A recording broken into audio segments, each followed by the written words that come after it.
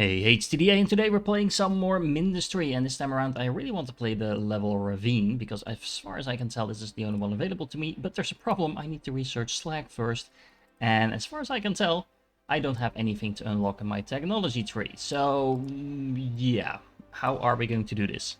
I have a feeling I know the answer, but I wanted to include it in this video just in case anyone else has the same issue. So I think I probably have to pump out some slag in order to unlock the research for it.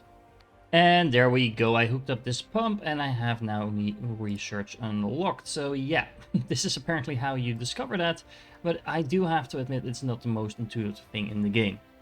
Oh well, it unlocked the level, and for some reason the threat is medium, but this color is actually a little bit lighter red than it was before, so does that mean level is going to be easy? I don't know. An important transportation route for the enemy, no cores detected in the sector, but expect a variety of enemy forces. Produce surge alloy, construct afflict turrets. Okay, well, that seems like a pretty clear thing to do. Okay, wait, there's something red over there, that's interesting. Is this a new type of resource or something? I don't know. Let's pause the game because apparently the first timer has already started. Okay, I'm going to have a quick look around and then I'll get back to you. And when I say looking around, I meant that quite literally. So I actually went and explored the entire map as far as I can actually explore it right now. And as you can see on the west side of my base, I have a lot of beryllium, some more tungsten, and this is also completely walled off as far as I can tell at least. Meanwhile, on the east of my base, there is a lot of terrain here. There's not much resources actually. There's just some beryllium, some tungsten, but that's about it. And if I go all the way up here, look, this is where the enemy is going to come from. Now, I'm not entirely sure if there's a couple of areas here that might be viable for some of these crawlers to get around, but it looks for the moment that this is all there is. For a level like this, I also think this map view is very useful because as you can see, you can now see that this is where my base is going to be, this is where the enemy is going to come from, this is where they're going to land. There is a very tiny choke point over here that I can probably utilize. Maybe I should be utilizing this choke point actually, because this is... well, this is just a single choke point where I think that any crawling units might be able to crawl over here, so that's not ideal. But there is also a couple more spawn points all the way up here. Now, actually, I have no idea how the enemies that are going to be spawning here are going to reach me, but I have a feeling they might come in flying. I also unlocked a couple of new things in the research tree. So over here we have the Surge Crucible, forms surge alloy from slag and silicon, and it requires heat. And remember, the oxidation chamber produces that heat, so these two things belong together, I suppose. We also have the heat redirector, which is just a way to get the heat somewhere else where you want it to go. Not sure if we're going to be using that, but at least it's unlocked now. What else do we have? We do have the unit repair tower unlocked as well, which is going to be very awesome because for some reason it was impossible to repair our unit so far. So this is going to solve that problem. Also makes for a very nice way to defend, I guess. So you can repair your units while the attackers are just going to get damaged. And then last but not least, we have the Core Citadel. This is an upgraded version of the Bastion, which I don't think I can actually build in this level. Let me double check. Nope. We saw that upgraded thing actually a couple of levels ago in the enemy base, and it was 3x3. So right now I can only build a 2x2 thing here. Pretty sure I can just overlap it. Let me double check before I make a stupid mistake. There we go. Nope, won't fit there, even though there's plenty of space, but we need a designated area to be able to build that. And with all that information in the back of my head, I'm actually going to restart the level, because obviously it doesn't make sense to spend the first like 5 minutes of our time exploring while not actually building anything. And we are back. So let's see, where should we start?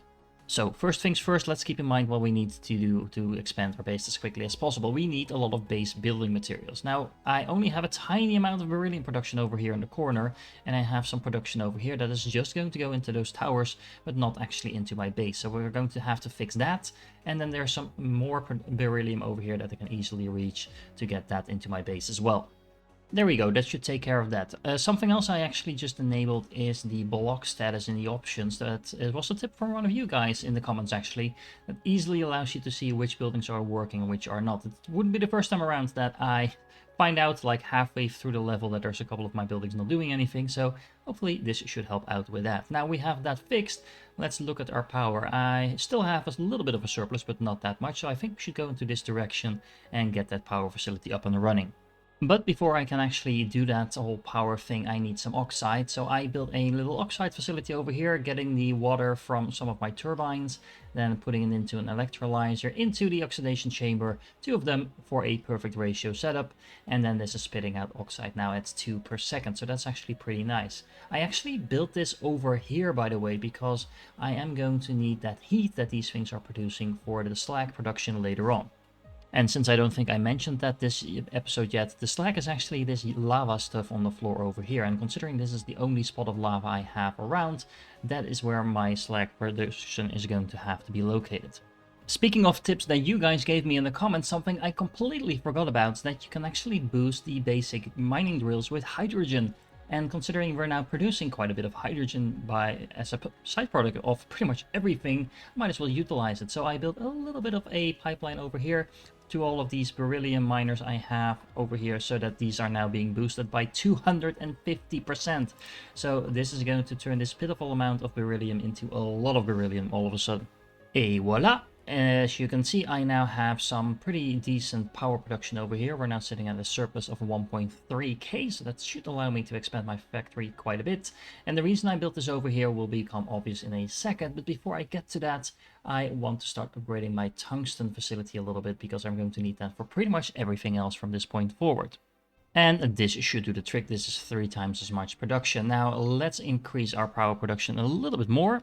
And that extra power production doesn't just let me build a lot more stuff. I'm sitting at a 2k power surplus right now, but it also lets me utilize that hydrogen once more to increase my mining operations. Now, as you can see, initially I wasn't too happy about this layout over here. It's really messy with all the things going in between. So I experimented a little bit, and it turns out you can make a much cleaner layout by having the pipeline go in front of the actual miners. Or I guess you could flip it around as well. You could have the belt on the other side as well, but that doesn't really matter if you have one on one side and one on the other, and leave some distance between the miners and the actual nodes. It takes a little bit more space, but now this is actually producing 2.5 times as much as before, and it doesn't just hold for the graphite over here, it also holds for the beryllium. So now I have a pretty substantial amount of graphite, beryllium and tungsten production, so that means we only have one thing left to do, which is producing every single unit we can currently make. So these are all the tier 1 units and tier 2 units that I currently have unlocked. And obviously we need a ton of resources to make that happen, specifically silicon, because pretty much all of these machines use silicon, and this single facility over here is not going to cut it, which is why I'm utilizing the graphite in the bottom corner over here, along with some of the sand. And the red stuff is actually really efficient to make sand, so that's helping. And we have 3 more facilities over here making silicon. So all of this is going to go into this pipeline over here. And then there's a bit of a spaghetti happening over here to recombine some of the initial supply lines I have. I am utilizing things like underflow ducts to make sure that if my production is, that as much of the production is actually going towards my unit production, but if I don't need it, it is going to flow back into my bastion, because, well, of course we don't want it to go to waste. So even though I have all of these units in production now, I'm not just going to sit around and wait for the enemy to come to me. I remember there's some beryllium over here. That's actually the resource I need the most at the moment, strangely enough, even though it's the most basic resource we have. So I'm going to set up another one of these vents over here, a little bit of a radar to go along with it, so I can actually see what I'm doing. And then I'm going to get this beryllium, even mostly because I can then put up some turrets on the north here, because I do have a feeling, once again, because we have some air units incoming most likely, that I'm going to need some air defense as well. Speaking of air defense, I just remembered that the game actually told me to build a certain type of turrets that I currently don't have unlocked. So that's probably why I also am going to have to construct one of these surge crucibles. So I don't know, we might as well do that. Apparently there's only a single enemy in this wave, so I think we should be able to hold that off. Even though I don't have that many units myself yet, but I am cranking them out like 4 or 5 at a time now. So let's find out. I am actually wondering where that enemy is coming from. I assume it's going to come from this direction over here, where we saw the initial spawn location, but you know, it might be a flying unit. If that is the case, then I'm gonna have to potentially chase it around my base, but let's just find out and wait and see. Well, that first enemy was taken out so quickly I actually missed it, and considering you can't reload to this game, I can't show you, but at the very least it didn't do any damage that I can tell to my base, so yeah, we're good on that front. Now I am actually upgrading my power a little bit in the meanwhile, because as you can see over here, well actually now I have a power surplus, but that's just because I just built this. And then I am wondering what is next. Well, obviously the Surge Crucible. I almost forgot about that. I actually did build it already. It is going to need a little bit of silicon production to go in here as well. So I need to bring that in from the production we have on the bottom right. And with 1 second to go to the second wave, we have produced our first Surge Alloy. This actually unlocks quite a few new things on the technology tree. First of all, we have the Afflict, the turret that the game was telling me to build. This is going to require heating in order to build. It's also going to require quite a bit of Surge Alloy to unlock. So yeah, first things first. We can also build an upgraded version of a wall, which is not too interesting, but yeah, we have that for future reference. And then on the far left side over here, there's actually a couple of things that look very interesting. So we have the unit cargo loader. This is going to construct cargo drones, and that distributes items to matching filter cargo unload points. Now this is going to be super interesting if I don't want my entire base to turn into spaghetti. We also have the Surge Conveyor, which is I think an upgraded version of the normal conveyor. But as you can see, this game is turning into a proper factory game at this point. This is definitely not a trivial facility. I think I managed to keep it quite clean, but yeah, if we can get some cargo drones moving around to keep things more organized, that will definitely be nice. I also want to note that this Surge Crucible is only currently working at 50% because apparently it needs 10 heat, and this oxidation chamber is only producing 1. Now I was looking around to find out if I can make some more heat production going. I mean, other than just building more oxidation chambers that I don't necessarily need. And it turns out I might actually have it. So if I look at the technology tree, a while ago we unlocked the where is it? I completely forgot where it is. Oh, here. The slag incinerator. Now, incinerator to me tells me that this should probably produce some heat. However, if I look this up in the core database, it tells me absolutely nothing. It just tells me that I can put in some slag, but it doesn't tell me what comes out. But so I'm just going to have to build one to figure out if this is actually going to produce heat. Well, I guess the short answer is no, because apparently the slag incinerator does consume slag. I just have no idea what else it's supposed to do, because right now it's not doing anything. It's definitely not producing the heat I need for this Surge Crucible at least. At the very least, I get to show you the second wave, which is 6 units, but so far it seems to be just normal tanks, and as you can see, no problem whatsoever to defend against those. So after some more experimentation, it seems like this is one of the more optimal layouts to use my oxidation chamber as well as my Surge Crucible, because now it's actually functioning at 100% by putting it inside of these two oxidation chambers. Now, of course, I could also use one of these heat redirector blocks in between here and make it a little bit different layout, but this seems to be pretty efficient, pretty nice and tight and nice looking, so that helps. Now, the real question is, what am I going to do next? Actually, it feels like I need to upgrade my production a little bit more, even though it also feels like I'm already producing more than I've produced in all the other levels combined. But still, I'm a little bit low on tungsten production, and that is kind of getting into the way of my expansion, but also it's slowing down my unit production a little bit. And I'm definitely also low on silicon production, so we might need to upgrade this. For the tungsten production, I'm going to set it up like this. So the tungsten production is going to be produced over here with some water from these vents. And then I'm going to let it flow all the way around right into the already existing route for my tungsten. This way, I don't have to kind of like have it go through the entire base or anything like that. Looks a little bit weird, but this is a very nice and clean and efficient way to set it up, as long as you don't mind the fact that there's an entire belt going all the way around. When it comes to the silicon production, there's actually a couple of things to note. First of all, I can now easily boost all of my production with just an electrolyzer and a vent if there's one close by. And that allows me to really scale this up. At the same time, all of the scaling up is really nice, but this is actually going to produce way more than my belts can handle, because I just realized I can only have 15 items per second on a belt. And 3 of these silicon arcs are actually already producing quite close to that. That said, I might actually not need all of this production right now anyway, because I just made a small little but very important mistake. I put an underflow duct here, which basically means that all of this production is going to go straight into my bastion, which means I'm easily capped out, but this should have been an overflow duct, not an underflow duct. So yeah, just changing that one up is going to massively increase my unit production. So I've upgraded my power production even further, and now it really looks like I'm going to need to do some more of this slag production over here, because this is not producing anywhere near enough compared to what I need. So how about this? This is 4 times as much production, and I needed the space and I wanted it to look clean, so I moved it from over here to over here.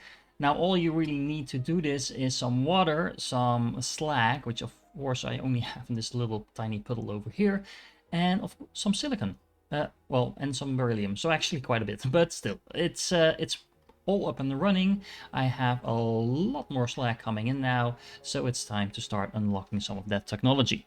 As a side note, a question for you experts in the comments: is there a way to fix this problem that I keep having? So whenever I try to build kind of like these intermediate jumps over crossing sections of belt, then the bridges connect to each other. What I want to happen is that this bridge goes down to the ground floor, so it does not create this tiny little bridge in between, so that I can actually hook up, for say, let's say a duct router in between here like so, and then have that split up that resource to the side. However, the way this is connected right now, that doesn't actually happen, because this is counting as an air bridge for the entire section rather than ever going down below again. So let me know in the comments if there's a fix to that.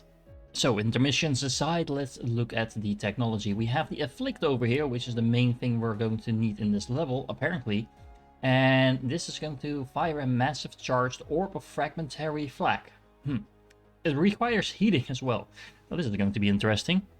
This tower requires apparently a gazillion power. This is a massive amount really, but it also only requires heat as input. Now heat by itself is not easy to produce, but that means that there's no beryllium or anything like that into this tower, so that's pretty interesting actually. So I guess something like this could work. We have some oxidation chambers and an afflict in between. This is a giant thing, by the way. But it feels like this is way too clunky to be intended, so let me go back into the technology tree to check if I missed something. Oh look, it turns out I'm an idiot after all. There's an electric heater in the technology tree that applies heat to structures. That sounds like a lot more reasonable way to produce some of that. Then we also have the heat router, which is basically the belt version of or the heat version, I should say, of the belt router that we already have available. So that should make heating up buildings a lot easier, hopefully.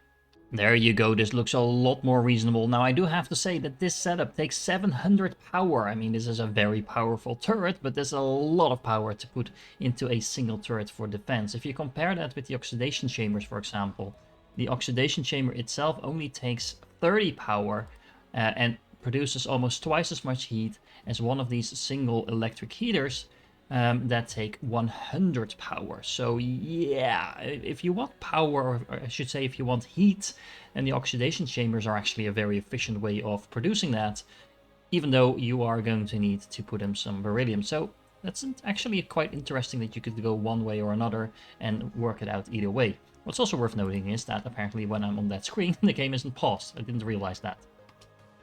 Okay, time to see how much damage these turrets can actually do. I set up 2 of them now with a lot of heat. Oh, look at that. Well, at least they look really cool.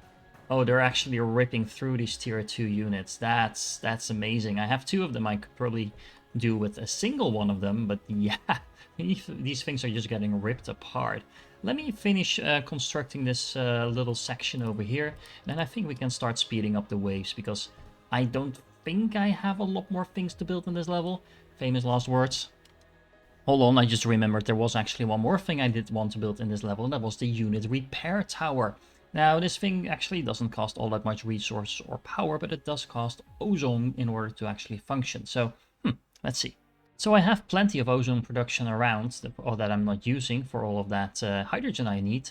So yeah, you just saw it glow for a moment. It healed all the units that I have here on air defense. And that means I should probably also build one at my front line. Well then, this pretty weird pipeline I have over here with a random vent and a electrolyzer to produce some ozone hooked up to one of those thingies that is now standing in the middle of this giant blob of my units. So, bring on the enemies, I would say. I'm not sure if they are even going to reach my units at this point, but I think the answer to that is no. But yeah, let's just keep speeding up. 41 enemies. I mean, I can only build 15 of each type myself. But yeah, as you can see, this is not even close. There are going to be some air units as well, which is the 10 that are remaining. But I do have a little bit of an air force myself, and it feels like the enemy is usually coming in this direction. And between these 3 of these flicks that I have over here, I don't think this is going to be much of a problem. There is some healing going on, but yeah, as you can see, super easy, so we can just keep this coming and going. Only 11 units, and it's apparently these units? Oh, it's just a couple of tier 2 tanks. Well, that was easy. 46 units, yay, bring on the carnage. I'm just gonna show all of these waves to you because honestly, this is extremely satisfying to see all the hard work paying off. Yeah, 10 more units, I guess that is those flying units. So let's get back to this side of the base and see them getting destroyed as well. Actually, it takes them quite a while to get across the map because they spawn so far away, but yeah, I mean, it's not even close. I could probably do without the afflicts, but just given how many units I have and how much damage and defenses I have, but yeah, all in all, this is not hard at all. Oh look, it's a new type of flying unit. That's interesting. Not sure if this is going to make a big difference. Nope. But these seem to be doing some AoE type of damage or something like that. It's threatening, but not really too make of a problem at all. So I think this is the last wave that is now incoming, and yeah, so far so good. The last 10 waves or so seemed pretty similar. I think this is going to be a larger wave of those new flying units that we just saw though. So I'm not entirely sure if that's going to make a difference. Well, I am sure that is not going to make a difference, honestly. If it is, that would be a super power creep. I'm just going to move my units a little bit to the back here so they're a little bit more defended. But yeah, that was it. And yet another level completed. So this was probably the longest level so far, and I do have to say, in a couple of episodes ago I was kind of wondering like, okay, is this more strategy than it is factory game? But it is definitely both. I mean, you can say that this is not an actual factory that's going on here, and it actually took a lot of planning to keep it neat and organized, because I can easily see this turning into complete spaghetti for people that are not as familiar with factory games as I am. So I don't want to pat myself on the back or anything like that. That was not my intent. I just wanted to point out that it is very easy to be overwhelmed by this. Anyway, if you're still here, you are awesome, and I do hope to catch you in the next one because we are far from done.